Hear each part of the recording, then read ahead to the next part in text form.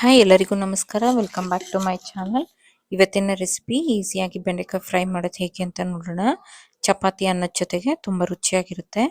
ಇಲ್ಲಿ ನಾನು 1/4 kg ಬೆಂಡೆಕಾಯಿನ ತೊಳೆದು ನೀಟಾಗಿ ಡ್ರೈ ಮಾಡಿ ಕಟ್ ಮಾಡಿ ಇಟ್ಕೊಂಡಿದ್ದೀನಿ. ಇದನ್ನ ಒಂದು ಪ್ಯಾನಿಗೆ ಹಾಕ್ಕೊಂಡು ಫ್ರೈ ಮಾಡ್ಕೊಳ್ಳೋಣ. ಇದಕ್ಕೆ ಸ್ವಲ್ಪ ಎಣ್ಣೆ ಸೇರಿಸ್ಕೊಳ್ತಾ ಇದ್ದೀನಿ. 1 2 3 ಸ್ಪೂನ್ ಅಷ್ಟು ಎಣ್ಣೆ ಸೇರಿಸ್ಕೊಳ್ಬೇಕಾಗುತ್ತೆ.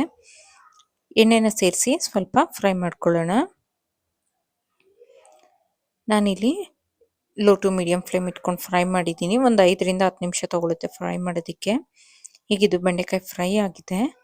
ಈಗ ನಾನು ಒಗ್ಗರಣೆಗೆ ಒಂದು ಬಾಣಲಿ ತೊಗೊಂಡಿದ್ದೀನಿ. ಈ ಬಾಣಲಿಗೆ ಒಂದು 4 5 ಸ್ಪೂನ್ ಅಷ್ಟು ಎಣ್ಣೆನ ಹಾಕ್ಕೊಳ್ತಾ ಇದ್ದೀನಿ. ಎಣ್ಣೆ ಬಿಸಿ ಆದ ನಂತರ ಸ್ವಲ್ಪ ಸಾಸಿವೆ ಎಲ್ಲ ಚಿಟಪಟ ಅಂದಾದ ತಕ್ಷಣ ಇದಕ್ಕೆ ಕರಿಬೇವನ್ನು ಸೇರಿಸ್ಕೊಳ್ತಾ ಇದ್ದೀನಿ.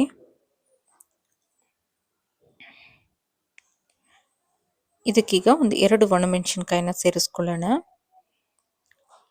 ಹಾಗೆ ಒಂದು ಈರುಳ್ಳಿನ ನಾನು ಹೆಚ್ಚಿ ಇಟ್ಕೊಂಡಿದ್ದೀನಿ. ಆ ಈರುಳ್ಳಿನ ಸಹ ಸೇರಿಸ್ಕೊಳ್ತಾ ಇದ್ದೀನಿ.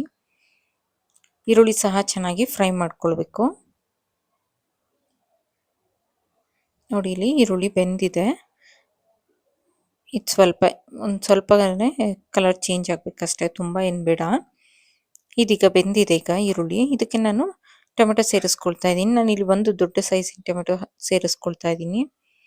ನೀವು ಕ್ವಾಂಟಿಟಿ ನೋಡಿಕೊಂಡು ಕಡಿಮೆ ಅಥವಾ ಹೆಚ್ಚಿಗೆ ಮಾಡ್ಕೊಳ್ಬೋದು. ನಾನಿಲ್ಲಿ 1/4 kg ಎಷ್ಟು ಬೇಕಷ್ಟು ಈರುಳ್ಳಿ ಟೊಮೆಟೊ ತೊಗೊಂಡಿದ್ದೀನಿ.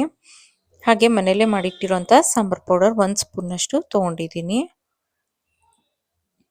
ಸಾಂಬಾರ್ ಪೌಡರ್ನ ಈ ಟೈಮಲ್ಲೇ ಹಾಕಿ ಸ್ವಲ್ಪ ಫ್ರೈ ಮಾಡಿಕೊಡ್ಬೇಕು. ಈ ಥರ ಫ್ರೈ ಮಾಡಬೇಕಾದ್ರೆ ಸಿಮ್ಮಲ್ಲೇ ಇಟ್ಟಿರಬೇಕು, ಜೋರು ಉರಿಯಲ್ಲಿ ಇಡಬಾರ್ದು. ಈಗ ಇದನ್ನು 1 ನಿಮಿಷ ಫ್ರೈ ಮಾಡಿದ ನಂತರ ನೋಡಿ, ಈ ಥರ ನೀಟಾಗಿ ಫ್ರೈ ಮಾಡ್ಕೊಳ್ಬೇಕು.